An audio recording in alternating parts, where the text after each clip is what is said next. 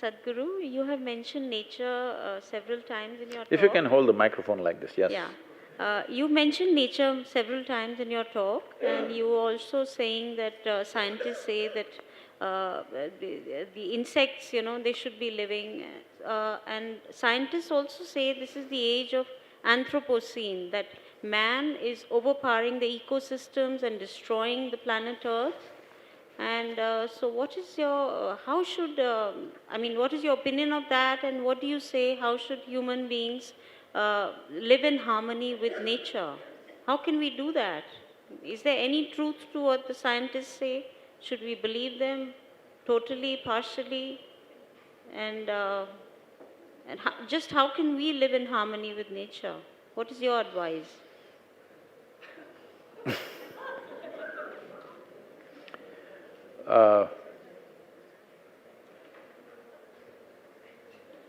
I happen to be in an international ecological conference. Then I told them the only way that you can make a difference, you driving a Tesla is not going to change the world. Some satisfaction for you, but it's not going to change the world. This is a band-aid for cancer. If you really want to make a difference, the only thing is, you have to reduce the human footprint on the planet. Then they asked me, how do you reduce the human footprint? I said, you have to reduce the number of feet. There is no other way. Right now, we have disproportionately grown in our population to the rest of the life on this planet. We are trying to adjust to that. All that'll happen is, you're talking about curtailing human aspirations. It will never work, believe me.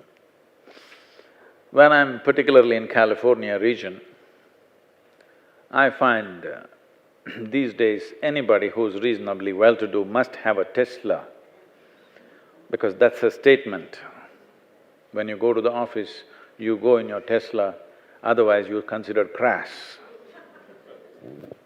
But they have a 6-liter, 12-cylinder pickup truck or a SUV parked at home.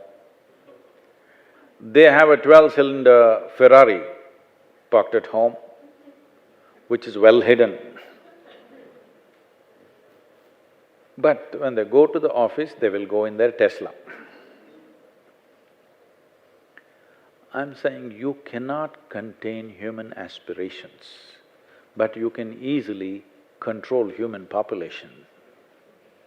If you control human population, people can live whichever way they want and it'll not be a problem.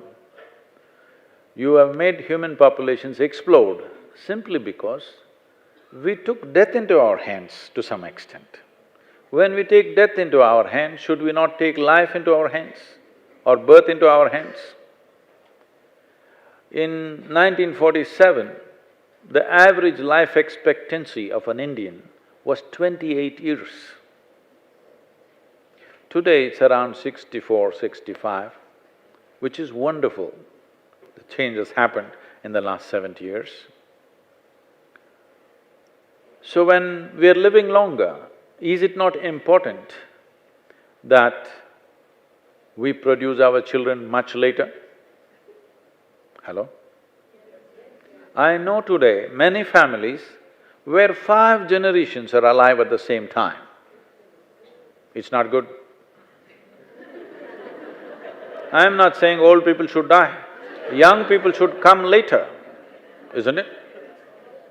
Maximum 3 generations, okay.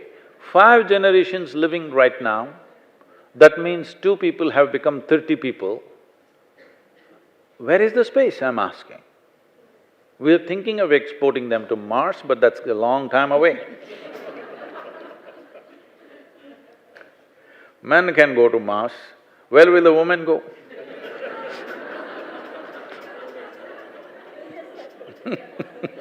It's not hospitable.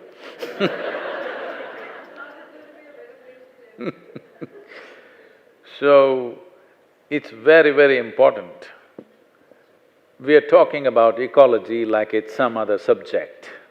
No, it is just senseless living, that's our only subject. Now technologies have evolved, so many things are possible. You ask people to curtail their aspirations, believe me, it's not going to happen. People will pretend on the surface, still do what they have to do. You cannot curtail human aspiration, but very easily you can control human populations. But there are all kinds of religions, religious people encouraging have more children because their market is that. Miserable population means more religion will work. Yes, because they will promise you somewhere else there is a better place to live, you know. They're talking about a better place elsewhere. See, we must understand this. Like never before, human intellect is firing like never before. More human beings can think for themselves today than ever before in the history of humanity. One should start thinking, inevitably you have to think logically. Once you think logically, the problem is unless something is logically correct, you cannot swallow it. This is the nature of the human being of tomorrow. If you don't have the courage to reject certain things right now, believe me, your children will become like this. Even if God appears here and says something, if it doesn't make logical sense to them, they're going to reject it. Yes or no? So once this happens, heavens will collapse. Heavens are already crumbling in your minds. It will fully collapse in the next 25 to 30 years, believe me. After all, what is there in heaven? In Hindu heaven, food is very good. Nala himself cooks for you. If you are really a foodie, you must go to Hindu heaven. In another heaven, white-gowned ladies are floating around in the clouds. If you like that kind of ambience, you can go there. In another heaven, you will encounter virgin problems. If you like that, you can go there. But what is the qualification to go to heaven? This happened in Alabama. You heard of Alabama? It's a very special state. It's a Sunday school, Sunday morning, the Sunday school teacher is going full on, full fire.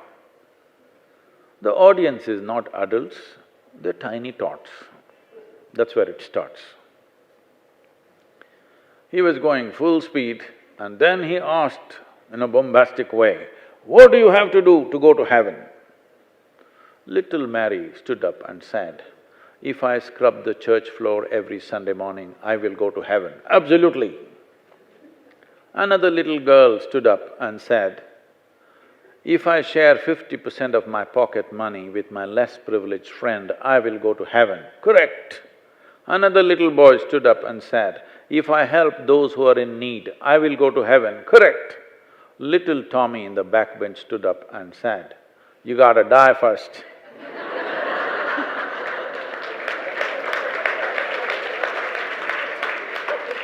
So, if you want to go to heaven, first thing is you got to die.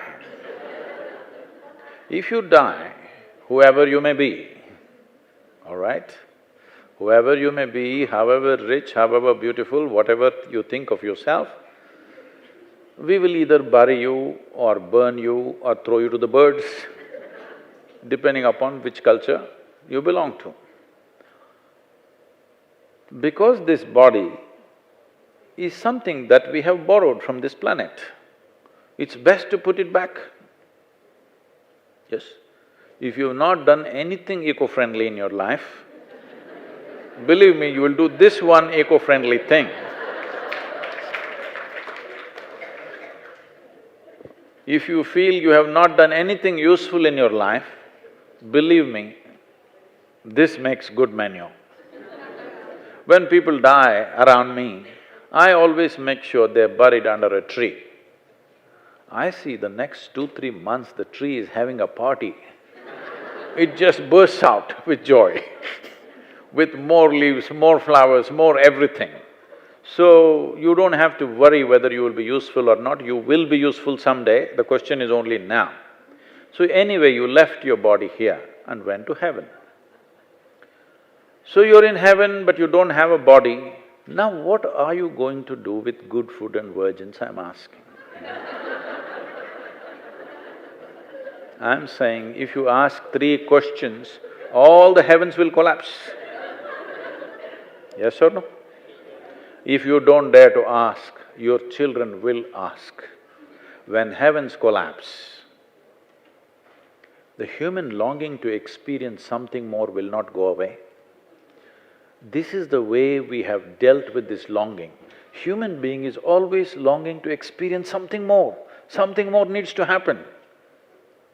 You may not be able to articulate what that something more is, but something more needs to happen. In pursuit of this something more, many destructive things, many wacky things, many crazy things are being done. But the important thing is, you want to somehow have a larger slice of life, yes or no? So the way we have conducted the humanity till now is, don't worry, you're miserable here, but when you go there, it'll all be great. But if heavens collapse, what will human beings do? The longing to experience something more is still there. They will do crazier and crazier things. One thing that will happen is, we will move towards chemical solutions in a big way. I'm sure people in Delhi, you know that you are moving towards chemical solutions in a big way. I was in New York City with a very large group of people, and I asked them, what percentage of people in New York City do you believe can sit in the evening peacefully without even a glass of wine? I'm considering wine as the smallest dose. Many people need many more things, but without a glass of wine, you can sit peacefully by yourself. How many? They went into a debate and they came back and said, 5%. I was in London with a very prominent group of people. I asked them a similar question, what percentage of people in London could sit peacefully without even a glass of wine? They said, well below 1%. I think you're getting there too. See, I remember 35 years ago, in small towns in India, there would be 10, 20 people who would be recognized as people who drink. People used to say, oh, they're drunkards, we shouldn't give our girls to their family because they're drunkards. Today, if you don't serve drink, nobody will come for your wedding. Yes or no? In a matter of 25, 30 years, to be peaceful, we need chemical help. To be joyful, we need chemical help. To be ecstatic, for sure we need chemical help. But even to be healthful, we need chemical help. Pharmaceutical industry is outpacing the food industry, do you know this? Pharmaceutical industry is slightly over the food industry right now. Food industry is $7.6 trillion. Pharmaceutical industry is edging ahead of that. That means we need more medicine than food on this planet to stay healthy.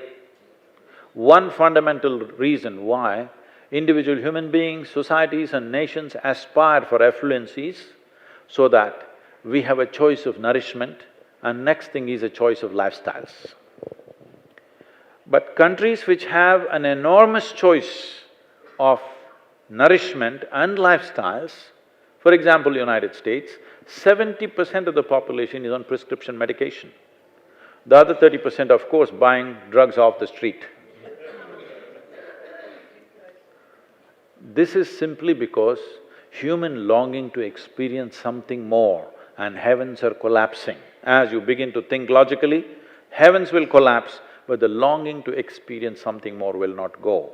Unless we provide a logically correct, scientifically verifiable spiritual process where people find access to the source of their experience and they can create any experience that they wish within themselves, Unless this possibility is unfolded in the next 2 decades, if we don't do this, believe me, in another 50 years' time, 90% of the humanity will be on some kind of chemical for their daily sustenance. When this happens, as I said earlier, one fundamental responsibility that we have is we produce a better generation than who we are.